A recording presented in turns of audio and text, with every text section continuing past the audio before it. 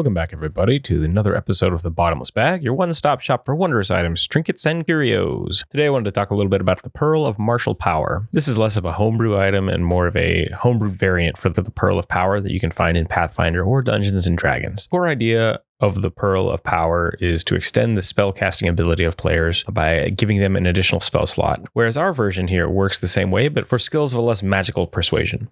Once per day, an attuned player can use their action to speak the command word and regain the use of one of their extended class features or abilities. Once used, the Pearl does not work again until after a long rest. Book states for a 24-hour period, you use it the next day. I think that's fine.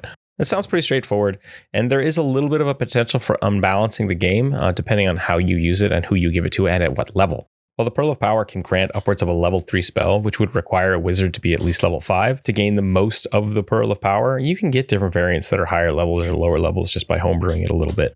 While the Pearl of Martial Power can be quite powerful and useful at level 3 when a fighter can be doubling their action surge or their second wind once per day, it's not that game-changing. In a situation where you're probably missing half the time anyways, that double action surge isn't going to be that helpful, especially considering it takes an entire action to use the Pearl. So it's not going to be back to back to back to back. But what to keep in mind is once you hit level 9 with a fighter, you gain access to Indomitable, which should only be used once per long rest, and that can be really powerful. You're not supposed to get a second use of that until level 17.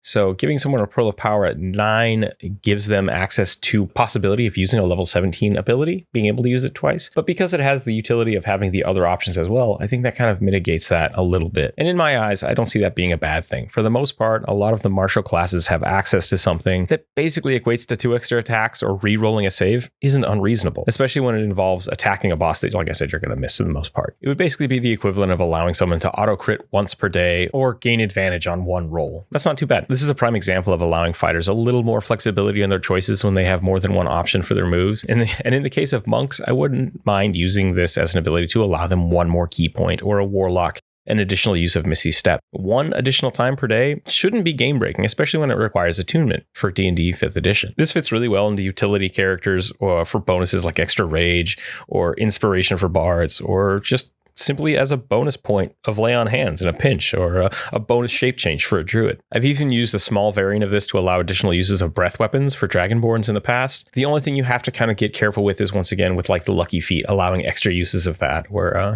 there are a few other small situations. These kind of fun little items are really usable for most party members. Letting people figure out, what's worth the attunement slot is kind of half the fun. Taking into account that it does require an action to use, as well as attunement, I don't see it really being an issue in most cases. But hey, it's homebrew. Play it by ear, and always listen to your DM. And remember, it's a co-op storytelling game. Follow the golden rule. Don't be a dick. Remember to keep your dice on the table. We'll catch you next time.